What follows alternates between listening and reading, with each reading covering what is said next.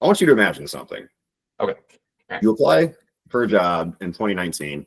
You go through all of the multiple rounds of interviews and you receive a verbal offer with a promise of an offer letter in the coming days.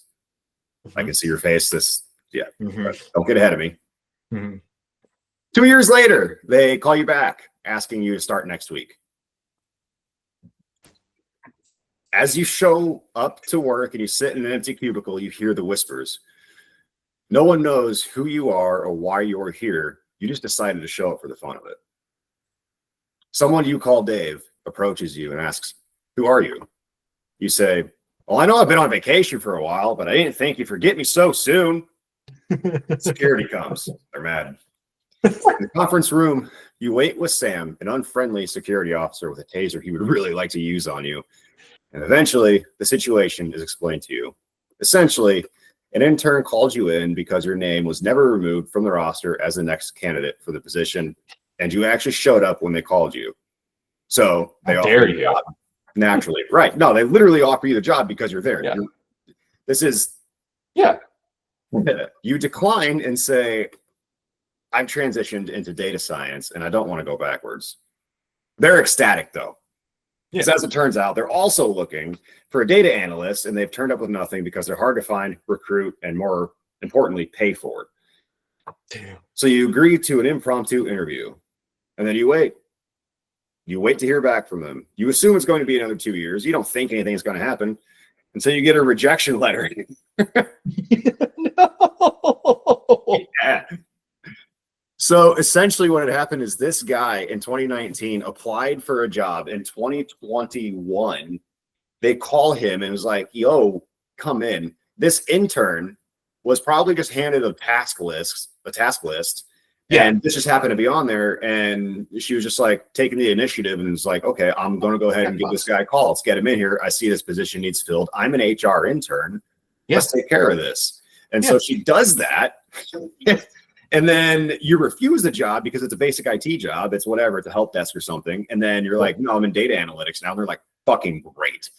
Because in the back of their mind, they're like, "We have this guy that we've really been trying to get, and we just don't have the leverage yet. But if we have you on the hook for a potential candidate to hire, now we have leverage against him. So we can come in and underpay him." That was essentially what this person had surmised. And honestly, after going through all that, I would have thought the exact same thing. Yeah. Oh, absolutely. Absolutely. Oh my God. I've never had one that bad. I had several places when I was at the peak of my hospitality career. People would actually poach me. They would like go visit other hotels and stuff, and they'd come across me and be like, "Hey, how much to work at our property instead?"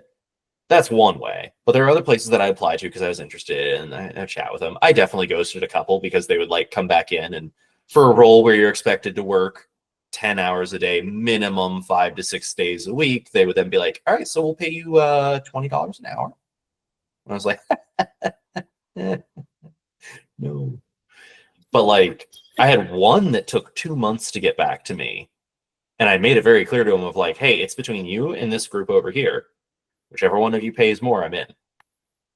And then 2 months later, they got back and were like, "Hey, we're so sorry it took so long, but we approved." And it was like a very minor bump, like 2% up. And they're like, "So are you still interested?" Oh, "No, it's been 2 months. I'm working for the other people." yeah. Like I've had bills to pay this last 2 months. That's the crazy thing about some of these ghost jobs. It's not so much that they're ghosting you as much as it is they're waiting for the person they hired to fuck up.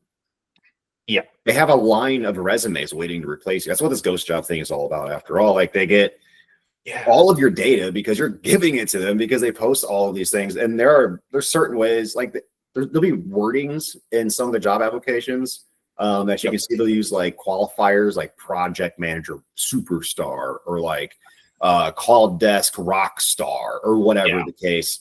And you'll look at the job post and it's been up for 42 days and it's got 9,500 applicants. You're just like, why not 9,501? And now you're wondering why you're getting all of these other recruiting websites emailing you all the time. My biggest gripe with this was talentify.com. Sure. Dude, just look on LinkedIn. We could pull up like a dozen of them right now, right this second. But Just go on LinkedIn and then like it's talentify.com. It's supposedly another job board, but all they do is they post jobs, quote unquote, on LinkedIn, and then you'll get a potential like touchback or something. You know what I mean? Yeah. So they'll reach back out to you for additional information. Usually it's a phone number or an address or something. And then you're just getting more and more emails from these people. Yeah. I came to this conclusion like in 2020 or 21 is when I started noticing this. And like a year later, I started actually like hearing other people talk about it. So I knew I wasn't crazy. Yeah, no. I honestly, I have a bad history with recruiters. I often find they don't really know what they're interviewing about because, they're usually not like a niche expert of specific recruiting. They're like whatever industry shows up and says we need a warm body. They're like, yeah, sure, we could do that. Just teach us about the role. And it's like, as a result, you hop into meetings and like I live in digital marketing land. I do primarily search engine optimization. Recruiter would come up to me and be like, you are a perfect fit. You're everything they're looking for. You're overqualified. Let's get you in there. And I'd sit down for the meeting and they'd be like, okay, so for this paid ads role. Yeah, sorry to interrupt you, man. Did you just say paid ads? Yeah, I do SEO for a living. Oh, not a bit of paid ads? No, never done it. Not recently, anyway. And like just the awkwardness. I had one really good placement, and then I had one horrible placement too that ended up being terminated because the CEO was a prick. And dude, recruiters are. I found a comment on Reddit actually that kind of put it into. I don't remember what page it was or what story it was under, so I'm not going to look for it. But essentially, it was like recruiter goes, "So you know Java? Yeah. Well then JavaScript, huh?" And then that's essentially it. And I don't know what that means. I assumed you would.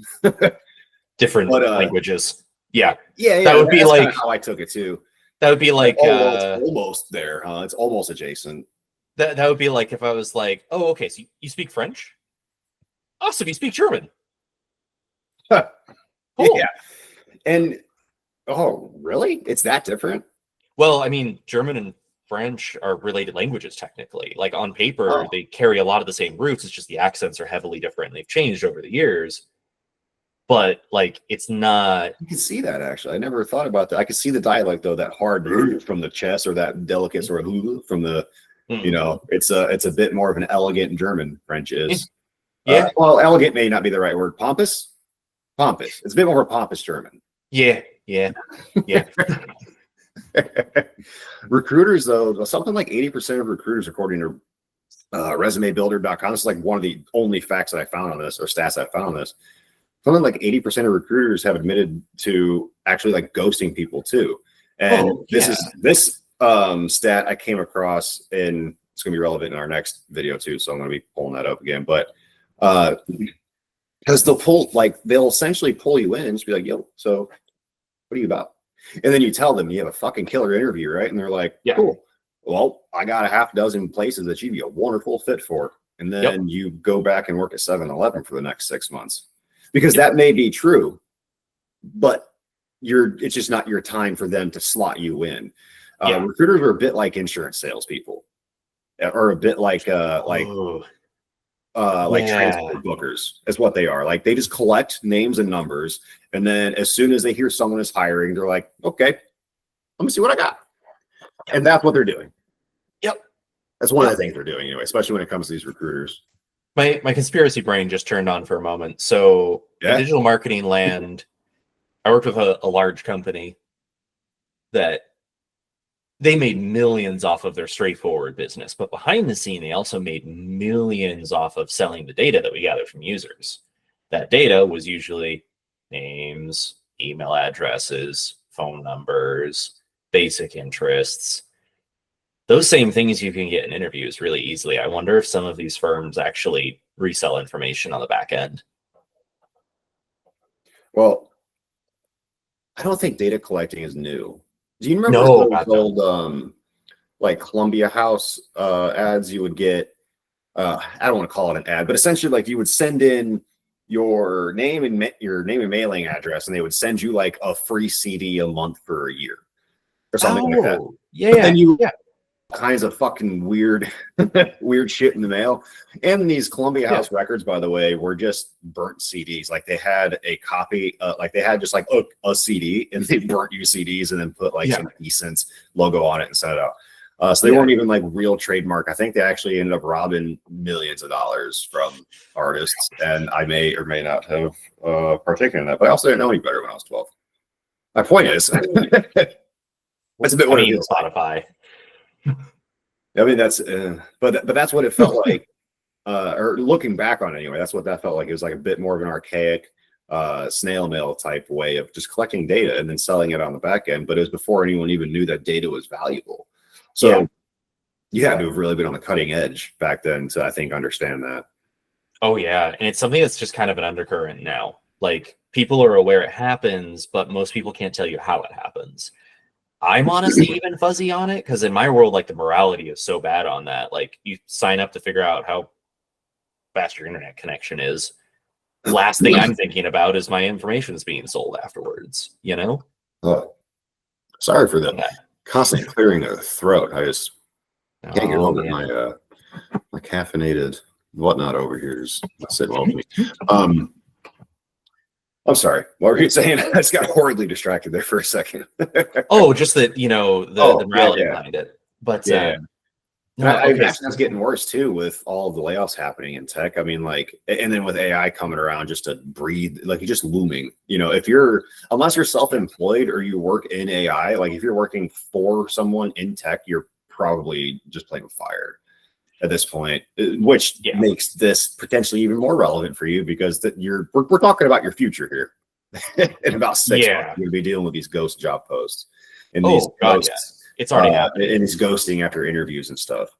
Oh yeah, it's a major issue. Like digital marketing specifically, because AI kicked in, a lot of executives immediately went, I don't need content teams anymore. Wiped them out. And then they turn around and look at it and A, realize they do need a content team. B, it actually looks really bad to tank a bunch of jobs because you need to look like you're perpetually growing for your investors to keep investing. And there are some really nice tax benefits that tend to come with looking like you're hiring. And you get more tax benefits if it looks like you're struggling to hire. See how this starts to feed into the loop here? A CEO's role is honestly like, they're like Magic the Gathering players. They know how to play the rules and the systems, not to make a company function and function well, but to maximize shareholder profit, and they're legally obligated to do so. And what that also does is it obfuscates the federal government's ability to see literal job growth because there's the job opening and labor transition something survey, JOLTS for short. It's a government survey basically, and they're like, hey, how many jobs do you intend to fill in the next 30 days? And that's all they require of you. They suggest, basically, strong suggestion, that you don't put ghost jobs down or that you don't put jobs that you have no intention of filling down, which includes jobs that you would potentially interview for and not hire the person. Yeah. And when you do that, the numbers start looking a little goofy, right? Like you're starting to see the federal government's telling me everyone's hiring, but unemployment is really low. Well, the federal government tells me everyone is hiring, but I can't find a job even when I interview really well. And when I do interview really well, I don't hear back from anything, even if I go through 3 or 4 rounds of interviews. And now my entire perspective of what my future looks like in work is hopeless. And it's becoming more and more hopeless every single day. Put in 1,000 applications to get nothing back. Yeah, it's unintentional institutional gaslighting because you apply, you go through all these, you get an interview, you're excited, like you said, you nail it. They're like, God, you're so great. We'll get back to you. Crickets. That happens over and over and over again. Humans are basic monkeys. We just view that as the world is saying the economy is great. You should be able to get a job, man. It's just your fault. And then you start to feel like trash, and that fuels depression and anxiety. And then we're back to the bootstrap argument. Well, it's your fault. Just pull yourself up by your bootstraps. Durka. Yep. And it's not actually, if anything, it's a lot of these people who are in power. Honestly, the political spectrum should not be as divided as it is, because at the end of the day, we all agree on core pieces. businesses, big businesses, have way too much power and do not treat their employees well. That's the big thing. Well, back to that, not even back to that, but building on the not treating employees well, if you get ghosted by an interviewer or a recruiter, what would it have been like if they didn't? Like, what's it like for the person they didn't ghost? Yeah. I mean, I had one of those roles where it seemed okay. And then by the end of month one, I was like, oh, there's some really toxic stuff going on here. And by the end of month two, I was like, I think I might need to look for a job. By the end of month three, I was terminated. And it was like, I'm slightly relieved, but also like, holy shit, I have to find something. In so many ways. Like, yeah, think of the kind of person who would have a really good interview with someone, have a really good conversation with someone, and then not return their phone call or not reach back out to even say, no thanks, but thank you. Or even better yet, if you find yourself in this position, if you're an interviewer and you're like, well, fuck, I really got, like, I can't hire this person for this reason or that reason, reach out to them and be like, hey, sorry, but this really worked out well. Keep me in your Rolodex. We just made a networking connection. Boom, bada bing. Yeah. It's not that hard to avoid conflict. And that's all these people are really bad at. That's all they're really trying to do is avoiding conflict. Yeah, because they're bad at avoiding it. it's a sucky position to be in to tell people no. And like, okay, used to hire quite a few people, ex-hotel manager here. So like, I always make sure I call people back. Hey, really loved interviewing with you. We found a better fit. However, if something comes up, I've got you in the books here. And like straight up, if the new person didn't last, they got another offer, something to bounce, I would call the other person back. 90% of the time back then, this is like 2016, 90% of the time, people would be like, oh, I already found a job, but like, you're the first person who've ever called me back. I was like, I was just going to say that actually. Yeah. Like you hear that all the time. Oh yeah, we'll save it. We'll put your resume on file. Yeah, and don't get me wrong, there were some calls that were tough. Like, I felt bad. Like, one person really wanted the job, but it was just like they were not qualified at all for the position. And I was like, if I had an entry level, I would grab you immediately and put you at the top end of that pay grade and work you into this role. But like, I really need someone who knows what they're doing right now. Sorry. Yeah, well, I mean, that's part of being in business is having to deal with those tough and awkward moments. Like at the end of the day, our entire business, any business, deals with humans. We have a human product, we have a human process to deal with, and we have to take that into consideration. At the other end of something like that is somebody with a life and somebody with hopes that probably hinged on you in some way. Yeah. And your complete inability to de-escalate a moment or to deliver bad news, because that's really all it is. You're just delivering bad news. You don't have to fight this person, but it's awkward and it sucks. It's a shitty conversation. It also costs less. If we really want to be cynical about it, it costs less to not have to spend 10 minutes a week on the phone, 52 weeks a year, delivering bad news to people. Yeah. It's an interesting piece. I always feel like there's a feedback loop, and it goes both ways, where if you take the time to actually like treat people well, it's going to come back to you in ways that you can't really anticipate. Like 3 months, 4 months down the line, you start to hire. It's not the same person you talked to before, but someone else hops into an interview, true story, and was like, actually, the only reason I applied to your property is because you had interviewed my friend and you were like really straightforward and honest with them. I was like, oh, holy shit.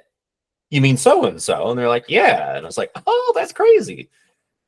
And then you don't often feel the negative aspect of it because sometimes it's just a void. It's empty. Well, okay. That's a bit of an interesting point there. He said he wanted to work with you because his friend said you were a straight shooter. What if, like, how many of these scenarios do you think exist because one or both people weren't being completely honest in the interview? And so that is where the iffiness, the shakiness lies. Oh, I could see it. I mean, essentially the whole ghosting thing that we're talking about, like, especially if it's a job application, like the whole, like, this is the lower end. It is somewhere between 40 and like 46% of posted jobs are fake right now.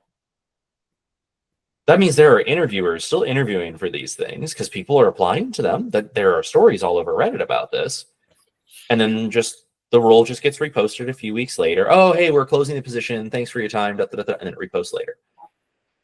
Those people are inherently being dishonest and interviewing all sorts of good candidates, wasting their times. Like, it is wildly disrespectful. And I'm shocked that we don't have a legal system that deals with fake stuff like this. Is that real? Like, are they interviewing? Like, because that implies to me at least that they're paying someone to essentially interview someone as part of their job duties with no intention of hiring them. Like, it's just part of an HR duty. Guess what? You know why recruiting firms are so tempting? Most recruiting firms operate on if we fill the role, then we get paid. Yeah. Yeah. And that creates the feedback loop right there. So I actually, funny enough, went on a pretty hard spree trying to get into the recruiting world after I'd gotten out of insurance sales, and because it's basically a 1-to-1 fucking ratio, man. It's the same damn job. Yeah. And I was like, I really would like this because I don't like doing this. This makes me feel dirty. Selling insurance makes me feel dirty. Yeah. This is an opportunity to give somebody an out. Somebody's working a shit job. Somebody's having a tough time. I get to come in and be like, hey, what are your skills? Okay, cool. I get to go across the street and be like, do you need these skills? Okay, cool. I got someone I want you to meet. And so I would explain that in my cover letters and stuff. And I would get interviews and I would double down on that.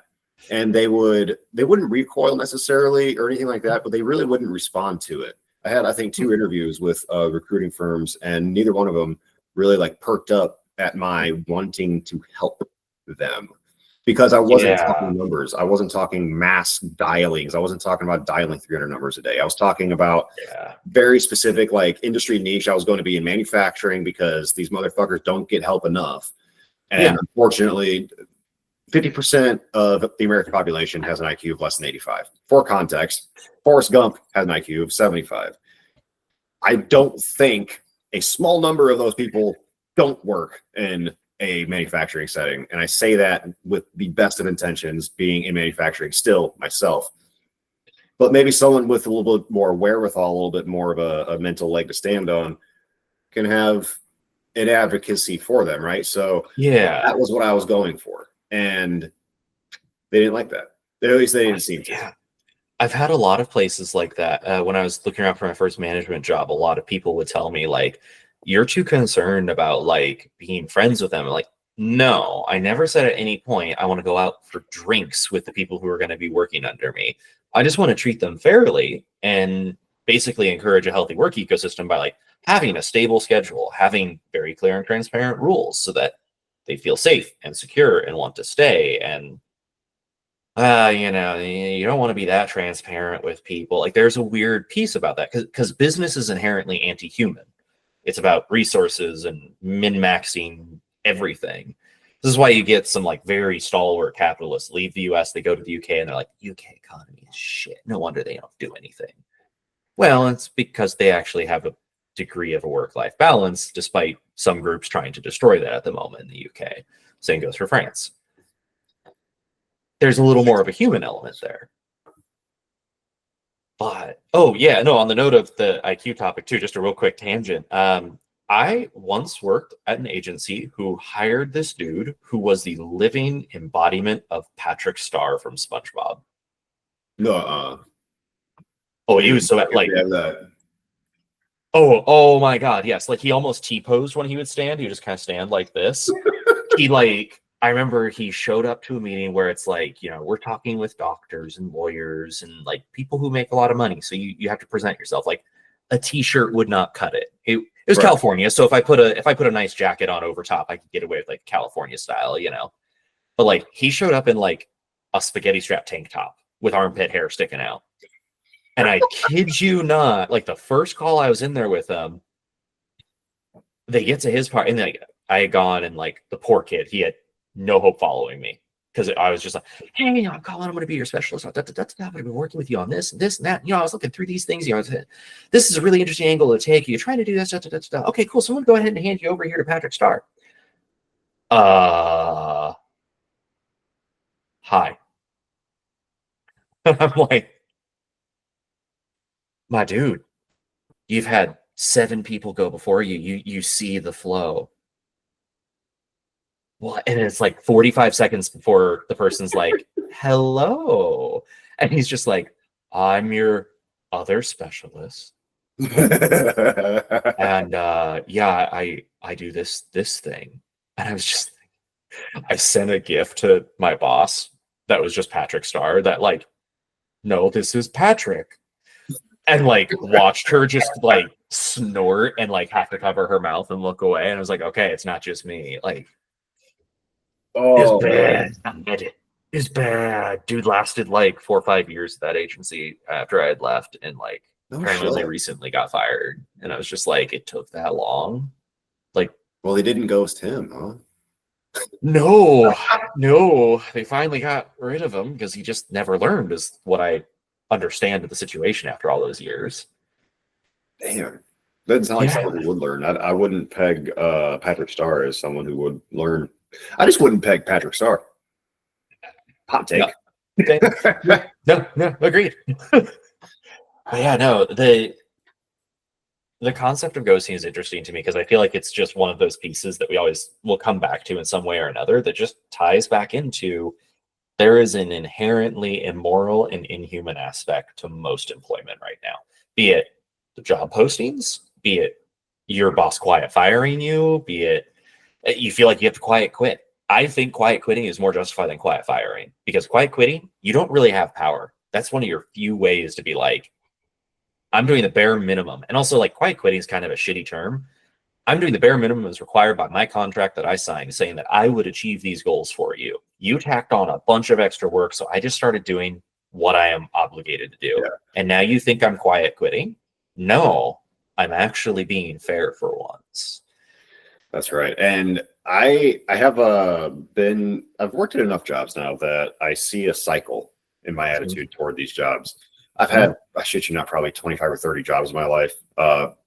Multiple jobs at one point, like 3 jobs at sometimes, side jobs with my full-time, 2 part-time jobs, this kind of thing. Yeah. Anyway, I've seen this in myself where like I'll get on somewhere and I'm like, cool, I'm excited. And then I start to see the cracks in some people and I'm like, well, I don't like that person. And then I start to see the cracks in the system and I'm like, this is feeling a little icky. And about 6 months in, I'm like, why is no one around here smarter than me? And then 9 months in, I'm like, I fucking had it. I am done caring. Yep. And then I quiet quit. But quiet quit is a bit of a hard term for what I do because, like you just said, I just go back to doing the bare minimum, man. I don't, and this is kind of what quiet quitting, the definition that I've come across, states that it is. It's like when an employee stops showing enthusiasm, when an employee stops volunteering for overtime. It's like, look, motherfucker, if I have my free time, it's not up for grabs. It's for me to dish out. Yeah, just because I'm not doing anything Saturday morning doesn't mean I want to go clock in for 4 hours. Yeah. Oh, absolutely. No, it's so I will start becoming a ghost when I got a foot out the door, and I will definitely do that if I sense malice in the maneuvers of management. Oh yeah, and it gets worse when you're really good at your role. So much so that you really should be in position for a bump up in raise or anything, raise, responsibility, et cetera, title. And then they bring in someone above you who doesn't know what you're doing and refuses to learn and makes mistakes. Like, worked at a place where I was the supervisor, small boutique hotel. I literally knew how to do everything in that property. Replace toilets. I could literally install a toilet from scratch because I learned how to do it there. Fireplaces aren't working. I know how to fix the gas lines. Reservation system's messed up. Nope. I know how to reboot the server and get that online within 5 minutes. I was the go-to person. The GM that was there was literally like, you're the reason this property floats. I was like, thanks. So I would like to be a manager instead of a supervisor. Well, we're going to bring in someone with more experience. Corporate wants you to learn from someone first. And I was like, as long as they are legitimately better than me, I am okay with this. So at that point in time, I had about 5 years of experience in the industry. They brought in a person who had 1 year and 6 months of experience running a bed and breakfast. not a 24-hour boutique hotel. Yeah, it's not the same thing. It's adjacent, but it's not the same thing. Absolutely. And the most painful part in the world was we had an event. Events have a clean rule. They are either a buyout or not. It was a buyout, which means if we have any open hotel rooms, we can't sell them. It's a buyout. It was a wedding. People were getting married. It was family only. And I go in, I look at the system, and oh, hey, our Expedia reservations are still open. Hey, boss, we need to open this. We need to close this. We're bought out for the weekend. And I was actually going to Disneyland for that like 3-day weekend, so I was just fucking off afterwards. And I was like, hey, you should clean this up. You want me to close it right now? And she straight up stares me in the eyes and goes, no, we're going to sell that room because the inventory goes to waste if we don't. And I was like, it's a buyout though. The room's already paid for. It can stay empty. And she's like, and that's why you need to learn from me. And I just went, okay.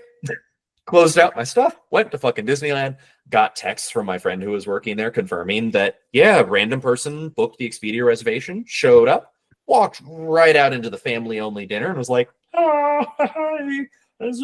Went to the room, and the mother of the groom came in and went, who the fuck is that?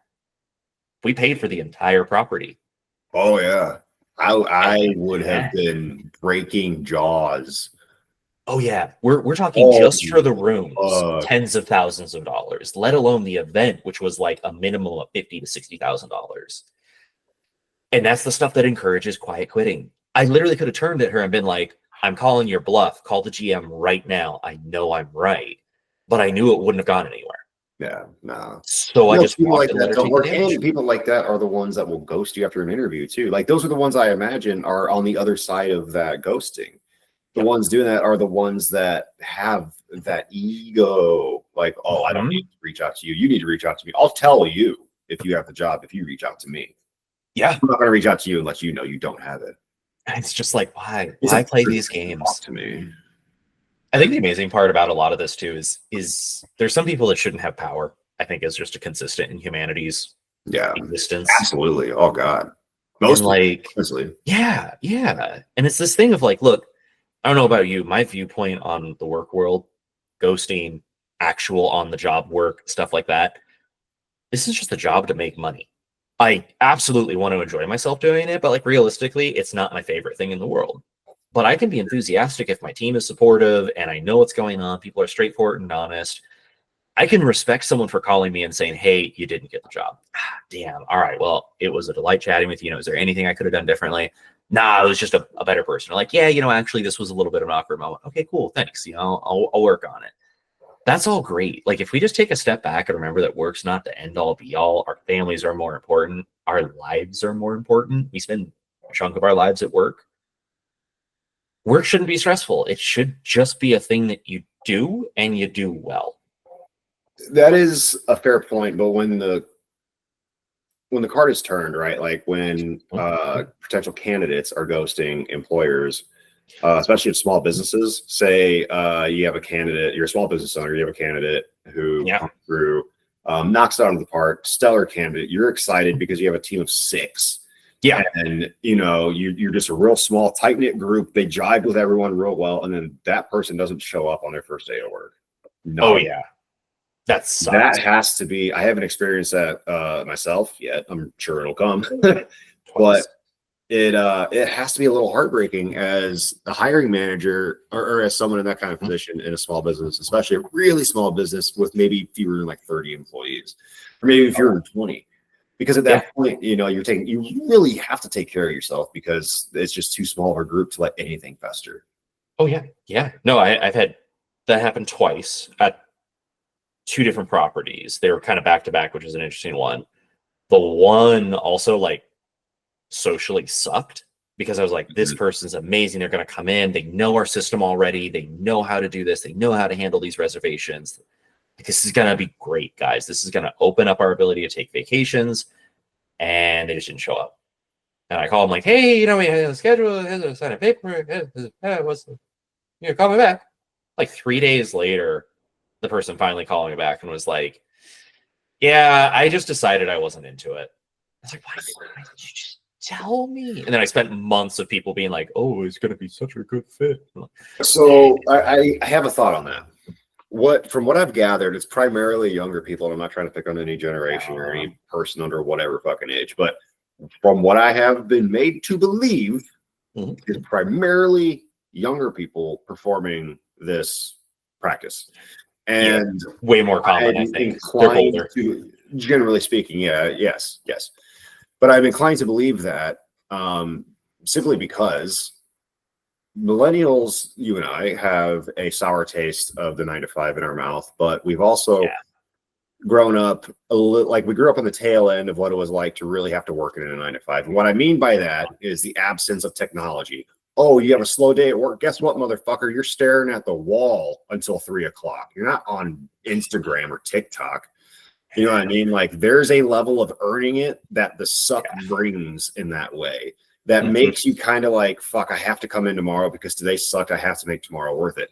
Yes, it's a very small driver. It's a very, very small component of it for most people. But I don't think Gen Z and younger probably has that kind of gear or that affiliation.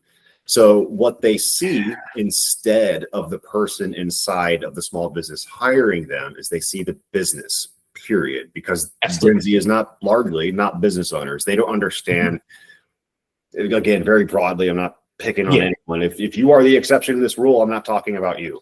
Broadly speaking, they are not the business owners. They are not the ones driving innovation yet. They are the ones working for those who own the businesses. So they don't understand what it takes, like, to run the overhead, to make sure that, you know, the books are balanced, to make sure that you're not being stolen from, fucking Christ. And so ghosting a small business, especially, I think is a little horrid. I think that's a bad maneuver. It's bad taste. It's bad personal branding, just as ghosting a candidate as a small business is bad business branding. And I think, like, I'm going to take an interesting angle on this one because, like, I agree 110%. I also think, though, the Zoomers, millennials, like you said, we were on the cusp of things. We still could kind of see a bright future. Now, that's not necessarily the same right now, but we could still see, like, hey, homeownership's going to be rough, but theoretically we can get to it, 2012-ish. You know, if you work for it, you can get up there. It's hard, but it's still achievable. For Zoomers, sorry, kids, you fucked. Like, the only thing that's going to help the housing market is a mass die-off. Damn it, you took the words right out of my mouth, because that's right around the corner. Oh, yeah. But, like, in Jobland, they've already heard stories from their parents and stuff. Oh, I got a degree and I barely make anything. They didn't grow up in the era of one parent can pay for everything. They grew up in the area of two parents working 2 jobs each, can barely afford to keep a house over their head. So it's almost this apathy. And I, as weird as it sounds, I support this apathy in this specific environment. Because I've had a Mrs. interview with jobs where they're like, my God, you are amazing. You're exactly what we need. Like, you are so overqualified. Like, we're going to pay the top, jump in, And then she gets there, and the work environment is abusive and shitty. And she was gone within a month. Now, she did her 2 weeks notice and went out the classic way. But Zoomers, I think, are just so like, none of this fucking matters. You're not going to pay me like I'm worth it. You're never going to treat me well. So why should I treat you well? There is such an empowering feeling. Like, you are so empowered when you go into work a ghost, when you go into work quiet quitting, to do the bare minimum that it takes to maintain your job. That's it. Because you can't be bothered. It doesn't matter. Oh, well, you want more done? Well, put it in a contract and have me sign it. Like, you just can't be pushed, And here's the thing. Most of these jobs too, I have to imagine the ones that are getting ghosted the most, like, no one is ghosting fucking, BlackRock if you're going to work for them. Like, if you're going to work for them, you're going to work, Oh, you're going to be assassinated. Sorry. Maybe you're the one doing the assassinating, But I think the I forgot where I was going with that. Was talking about Zoomers just being apathetic and be like, fuck this. You can just go across the street to work. You're making $15 an hour here. You can just go next door and make $15 an hour. This job doesn't matter. And they make goddamn sure that every day you walk in and clock in. Your boss makes sure that job does not matter to you by being a ghost boss, essentially. And I mean that in the loosest of terms. Obviously, he's there, probably overbearing and underqualified. That's exactly my point. He should be bearing, not under or over, and overqualified for his position, if anything. Especially if he's like an ops manager. Give that motherfucker, like that dude better be qualified. You know, one of the most interesting things I've heard, and this was a rule set that I followed forever, and I still do, is that in a successful organization, blame flows upwards. And that the biggest red flag you can see is the people at the top blaming their employees for poor performance. Because they're the leadership. They set the pace, they set the tone. And that was actually from a really great GM that I met. I won't reveal his name. Really sweet guy, though. He came from Las Vegas hotels and stuff, and he told me that day one and was like, you know, like, Collin, if you go and train someone and they mess up the reservation, the first few times, that's on you, dude. You need to train them. Now, if they are 6 months, 7 months in and consistently failing, like, why haven't you put them on a plan? Why aren't you helping them proactively? Why aren't you getting them online? And then if all avenues are exhausted, then you start documenting and terminating them. And that was such a big thing. And honestly, like looking back on it, the worst companies that I worked for were the ones where the executives would shit down the throats of the normal people, even though the normal people were the ones who were technically driving all the revenue while the executives sat in offices pretending that their decisions matter. Clearly, I'm over it.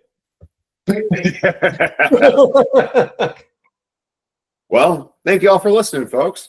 You've been a real one. Tune in next week. We can't wait to talk to you. Be safe out there, people.